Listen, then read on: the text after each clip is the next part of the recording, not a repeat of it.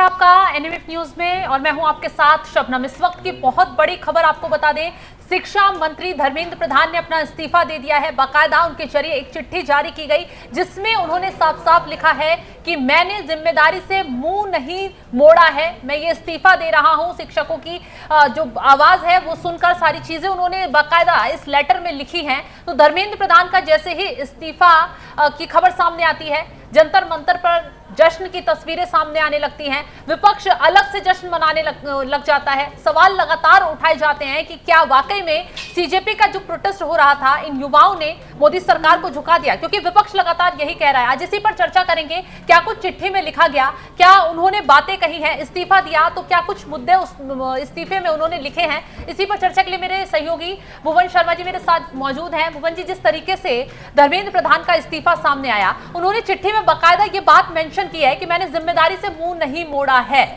तो क्या कुछ आगे कहा गया? बिल्कुल, एक बहुत बड़ी खबर है शबनम। यहाँ पर 36-37 दिन आंदोलन को हुए और उसके बाद अब जाकर के एक गतिरोध टूटा है। क्योंकि देखिए, सारी जो बात थी, सारी जिद थी, इसी बात पर टिकी हुई थी कि धर्मेंद्र प्रधान कब इस्तीफा देंगे। बिल्कुल, सरकार ने कई दौर की बातचीत की, कई दौर की बैठकें की, खुद जेपी नड्डा सामने बुलाते हैं, मिलते हैं और अच्छे से इत्मीनान से बातें होती हैं। सारी बातों को माना भी जाता है। इस बीच सोनम वांगचुक का अनशन भी तुलवाया जाता है अस्पताल में जाके।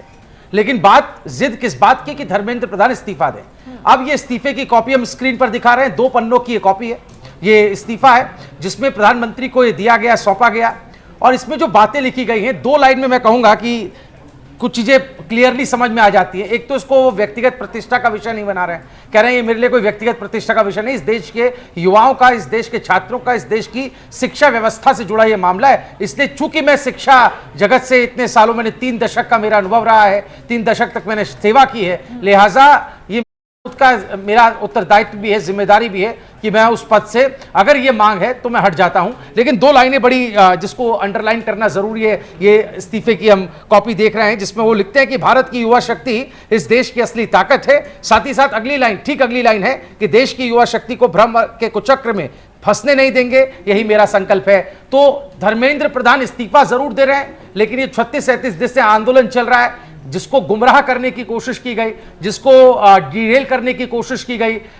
आपने खुद देखा, हमने भी अपने चैनल पर दिखाया, ऐसे ऐसे असामाजिक तत्व इस आंदोलन में शामिल हुए जिसने इसकी क्रेडिबिलिटी पर सवाल उठाए। तो धर्मेंद्र प्रधान उसी तरफ इशारा कर रहे हैं शबनम कि मैं ये इस्तीफा दे रहा हूं। क्यों? क्योंकि अराजकता की तरफ चीजें आगे बढ़ रही हैं और ज्यादा अराजक ना हो, और ज्यादा लॉ एंड ऑर्डर के लिए सिचुएशन खराब ना हो, दूर दराज से जो बच्चे आए हैं वो कहीं इस कुचक्र में ना फंस जाए। लिहाजा मैं ये पद से इस्तीफा दे रहा हूं, ऐसा धर्मेंद्र ने इस इस्तीफे में कहा है। बिल्कुल, अपने इस्तीफे में उन्होंने कहीं ना कहीं विपक्ष को मैसेज पहुंचाने की भी कोशिश की है, क्योंकि इस मुद्दे को लेकर विपक्ष सबसे ज्यादा सियासत कर रहा था। चाहे आप कांग्रेस को देख लीजिए, चाहे आप सीपीआईएम को देख लीजिए, तमाम पार्टियों को देख लीजिए, वो लगातार मोदी सरकार को घेरने के लिए छात्रों को हथियार बना रहे थे। लगातार यही कह रहे थे कि जो बाकी मांगे हैं वो ठीक है, लेकिन धर्मेंद्र प्रधान का इस्तीफा जरूर होना चाहिए। आखिरकार धर्मेंद्र प्रधान ने इस्तीफा तो दिया, लेकिन इस इस्तीफे के पीछे कई मास्टर स्ट्रोक भी मोदी सरकार के जरिए खेल दिए गए हैं। पहला ये कि छात्रों को आश्वासन दे दिया गया कि ठीक है, आपकी मांगे मानी जा रही हैं, धर्मेंद्र प्रधान का इस्तीफा तो हो रहा है, आगे चीजों को और बेहतर तरीके से लागू किया जाएगा और अच्छे फैसले लिए जाएंगे। लेकिन इसी के साथ साथ सरकार ने यह भी साफ कर दिया है कि जो इन छात्रों के जरिए सियासत कर रहे हैं, जो इन छात्रों के जरिए देश में बवाल भड़काने की कोशिश कर रहे हैं, चाहे वो दिल्ली में हो, पटना में हो, राजस्थान में हो, तमाम जगहों पर बवाल की खबरें सामने आई, तस्वीरें सामने आई, कहीं ना कहीं उन सब चीजों पर ब्रेक लगाने का काम कर दिया। क्योंकि राहुल गांधी को भी हाल फिलहाल में देखा गया किस तरीके से प्रधानमंत्री मोदी के आवास का घेराव करने पूरे लाव लश्कर के साथ पहुंच जाते हैं। उसके बाद सीधा सीधा सोनम वांगचुक के जरिए कांग्रेस का विरोध शुरू कर दिया गया, क्योंकि कांग्रेसी कह रहे थे कि सोनम वांगचुक जो है वो डील कर बैठ गए हैं, अपना अनशन तोड़ा है, उन्होंने बीजेपी से डील कर ली है। इस पूरे मुद्दे को ऐसे सेट करने की कोशिश की गई कि विपक्ष जो है वो छात्रों के नाम पर अब मैदान में उतर चुका है। लेकिन मोदी सरकार ने यहां सीधा सीधा इस पूरे जो फैसले लिए गए, चाहे वो पेपर लीक संशोधन बिल को लाकर फैसला लिया हो, चाहे वो कड़े से कड़े कानून बनाने की बात कही हो, चाहे वो पेपर लीक मामले में जो आरोपी हैं उनकी गिरफ्तारी का मामला सामने आया हो, और चाहे धर्मेंद्र प्रधान का इस्तीफा सामने आया हो, विपक्ष ये सब चीजें देखकर जश्न तो मना रहा है। लेकिन हो सकता है आने वाले वक्त में इसी के साथ कोई और ऐसा फैसला भी ले लिया जाए जो विपक्ष के लिए नासूर बन जाए। बिल्कुल, देखिए क्या क्या हुआ ये समझना बहुत जरूरी है। जब ये पेपर लीक की बात, नीट यूजी 2026 की लीक की बात सामने आती है, 3 मई मेरे ख्याल में तारीख रही होगी। टाइमलाइन पर अगर आप गौर करेंगे तो लीक होता है, तुरंत सरकार दोबारा री एग्जामिनेशन की तैयारी करवाती है, री एग्जामिनेशन होता भी है, सीबीआई के पास ये पूरा मामला जाता है, 13 लोगों की गिरफ्तारी होती है। अभी आपने देखा कल ही एक बड़ी खबर आई थी जिसमें नेशनल टेस्टिंग एजेंसी से कई अफसरों को बर्खास्त किया गया था। उसके बिल्कुल उसके ठीक बाद धर्मेंद्र प्रधान का ये इस्तीफा। अब क्या आगे सवाल ये होना चाहिए शबनम कि अब क्या, क्योंकि मेन मांग तो यही थी कि धर्मेंद्र प्रधान इस्तीफा दे, तो क्या अब तुरंत ही वो जगह खाली कर ली जाएगी? क्या जंतर मंतर से सारे जो कथित तौर पर जो युवा छात्र वहां इकट्ठा हुए, क्या वो अपने अपने घरों को लौट जाएंगे? क्या वो इलाका खाली हो जाएगा या फिर कोई और आगे की टैक्टिक है, कोई स्ट्रैटेजी? और क्या ये एक तरीके से सरप्राइज करने का काम था? क्योंकि लगातार जिस तरह से एक अप्रोच थी सरकार की भी, आप देख रही थी, खुद प्रधानमंत्री नरेंद्र मोदी ने आकर 2 बार जो है वो वीडियो बना करके युवाओं को उन्होंने फ्रेंड्स कह के संबोधित किया, उस पर भी काफी मीम बने। बहरहाल जो बातें खुद प्रधानमंत्री आकर के कह रहे हैं युवाओं से, छात्रों से, क्या ये उसका असर था? अब ये समझना होगा अंदर खाने क्या कुछ हुआ, क्या खिचड़ी बनी, इस पर भी अभी धीरे धीरे जो खबरें सामने आएंगी, प्रवक्ता सामने आएंगे, वो कुछ बताएंगे, तो हमें इंतजार उस बात का। लेकिन ये जो डेडलॉक, गतिरोध टूटा है, छात्रों की मांग और सरकार की तरफ से जो ये इस्तीफा आना था धर्मेंद्र प्रधान का, ये जो गतिरोध टूटा, इसके बाद आगे का रास्ता क्या है, ये अब समझना दिलचस्प होगा। अभिजीत दीप के इस पूरे मामले पर क्या कहते हैं? सोनम वांगचुक का जैसा अभी आपने उदाहरण दिया, वो भी लंबे वक्त से अनशन पर बैठे हुए थे, आमरण अनशन पर।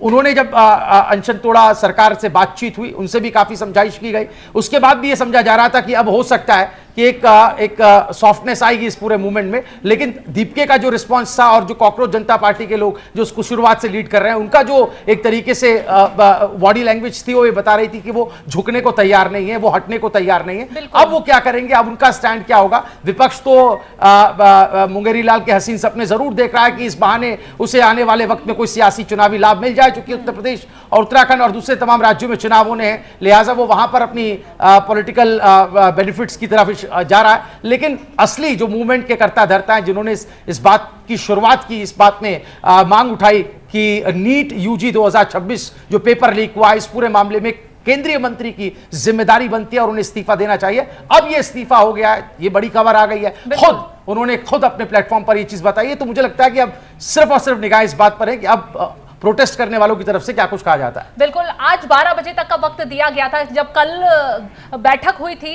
सीजेपी के प्रवक्ताओं की तरफ से, जेपी नड्डा मिले थे और भी दूसरे मंत्री मिले थे, तो उन लोगों ने आश्वासन दिया था कि आपकी मांगे सुनी जाएंगी, आपकी जो बातें हैं वो पूरा आगे तक रखा जाएगा। 2 मांगे 3 मांगे कल पूरी कर ली गई थी, आज 12 बजे तक का वक्त दिया गया था। तीसरी मांग यही थी कि धर्मेंद्र प्रधान का इस्तीफा हम लोगों को चाहिए, और आज देखिए ये वक्त पूरा होते होते धर्मेंद्र प्रधान का इस्तीफा भी सामने आ गया है। अब सवाल ये उठता है कि क्या जंतर मंतर पर जो लोग बैठे हुए हैं धरना देकर, जो अभ्यर्थी बैठे हुए हैं, बाकी जो पॉलिटिकल पार्टी के लोग इसमें शामिल हैं, क्या वो ये धरना स्थल अब खाली करेंगे? क्या अब जंतर मंतर पर पुलिस का एक्शन भी देखने के लिए मिलेगा? क्योंकि इन लोगों के जरिए सिर्फ एक बात की गई थी कि हम धरना प्रदर्शन तभी खाली करेंगे जब धर्मेंद्र प्रधान का इस्तीफा हो जाएगा। अब धर्मेंद्र प्रधान का इस्तीफा तो हो चुका है, जंतर मंतर की तस्वीरें भी हमने देखी कि किस तरीके से वहां जश्न भी मन रहा है, तमाम जो लोग हैं वो नाचते गाते ढोल नगाड़े बजाते नजर आ रहे हैं। लेकिन उसी के साथ साथ कब तक अब जंतर मंतर का ये जो स्थल है वो खाली होगा, ये देखना दिलचस्प है, क्योंकि लगातार फोर्स की तैनाती वहां पर बढ़ा दी गई। 15 से 16 मेट्रो स्टेशन वहां पर बंद कर दिए गए, लोग जो आवाजाही है वो थोड़ी कम कर दी गई, क्योंकि लगातार अभिजीत दीपके हो या फिर आशुतोष रांका हो या फिर सौरभ दास हो, उनकी तरफ से यही कहा जा रहा था कि अगर सरकार नहीं झुकती है, सरकार उनकी मांग नहीं मानती है, सरकार बात नहीं मानती है, तो ये प्रदर्शन और उग्र होगा। और उनके इस बयान के बाद कहीं ना कहीं हमने देखा भी पटना में और बिहार के तमाम इलाकों में आज बहुत भारी प्रदर्शन हो गया है, कई जगहों पर पथराव की खबरें भी सामने आई हैं।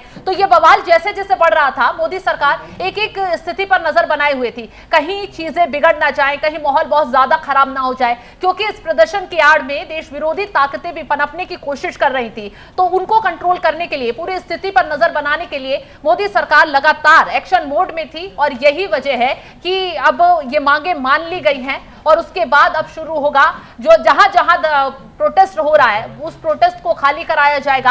अभ्यर्थियों को पूरा बताया जाएगा कि आगे भी आपकी चीजों को बिल्कुल शबनम, मैं लगातार जब आप ये सारी बातें बता रही हैं मैं सोशल मीडिया ही देख रहा हूं और ये अभी नंबर 1 ट्रेंड कर रहा है, धर्मेंद्र प्रधान रिजाइन, और दीपके का भी आया कि वी डिड इट। तो ये जो मैं बोल रहा था ना कि उनकी तरफ से क्या किस तरीके से रिएक्ट किया जाएगा, तो जब वो कहते हैं वी डिड इट तो इस पे कई मायने अब इसके निकाले जाते हैं, क्योंकि ये बात संशय पहले से ही था कि अगर सरकार के झुकने की बात आ रही है या एक नैरेटिव ऐसा बन रहा है कि हमने सरकार को झुका दिया या सरकार झुक गई, तो उसका मतलब क्या है कि आप दूसरे मुद्दों पर भी क्या इसी तरीके से जो आपने दिल्ली के जंतर मंतर पर पिछले 36-37 दिनों से किया, क्या आप ऐसा ही फिर से रुख अपनाने जा रहे हैं? क्या अब लगातार इसी तरीके की एक रवायत शुरू हो जाएगी क्या? क्योंकि इस पर बहस चल रही है सोशल मीडिया पर कि इस हाल फिलहाल में इससे पहले इस तरह का ऐसा कोई मोमेंटम बनता हुआ देखा नहीं गया जिसमें छात्र जो है वो सड़कों पर उतर आए और जेनजी प्रोटेस्ट के नाम पर सरकार पर इस तरीके से सरकार के सिर पर सवार हो जाएं या सरकार के सिर पर खड़े हो जाएं और ये सोचे ये समझे कि सरकार जो है उनकी बात मान ले। अब मुझे ऐसा लगता है कि इसको इस तरीके से पोर्ट्रे करने की भी कोशिश की जाएगी कि शिक्षा के बाद अब दूसरे सेक्टर्स पे भी यूथ जो है इस तरीके से आवाज उठाएगा क्या, इस तरह की बातें सोशल मीडिया पर हो रही है। और अभी आप कह रही थी कि विपक्ष जो है इस पर अपना एक रोटियां सेकने का काम कर रहा था। अब देखिए चंद्रशेखर आजाद इस पूरे मोमेंट में सबसे ज्यादा आपको हाईलाइटेड नजर आए होंगे, सबसे ज्यादा जो है वो कैमरे के आगे नजर आए होंगे, उनके जो भीम आर्मी के सपोर्टर्स हैं वो नजर आए होंगे। इसके अलावा कांग्रेस ने भी कोई कसर नहीं छोड़ी, एंड मोमेंट पर आकर के राहुल गांधी खुद गिरफ्तारी देने के लिए पूरी कोशिश करते रहे, प्रियंका गांधी वाड्रा भी हमें आगे आते हुए नजर आई। तो जो एक जो इन लोगों के लिए स्पेस बन रहा था, मुझे लगता है कि उनको ज्यादा आघात पहुंचा है बनस्पत इसके कि दीपके ये कहें कि वी डिड इट। मुझे लगता है कि वो जो तमाम विपक्ष में बैठने वाली पॉलिटिकल पार्टीज हैं वो इस वक्त जो है वो जरूर निराश हो रही होंगी। उन्हें उम्मीद नहीं थी कि जो सरकार इतने दिन से एक इस्तीफे तक की जो है वो गुंजाइश नहीं रख रही थी कि वो धर्मेंद्र प्रधान से ले ले, वहां अचानक ये इस्तीफे की खबर आ जाती है। तो एक सरप्राइज सिर्फ उन्हीं के लिए नहीं है बल्कि विपक्ष में बैठे उन नेताओं के लिए भी है जो अपना एक चुनावी स्पेस, एक सियासी स्पेस ढूंढ रहे थे आने वाले चुनाव में उनको उसका फायदा मिले।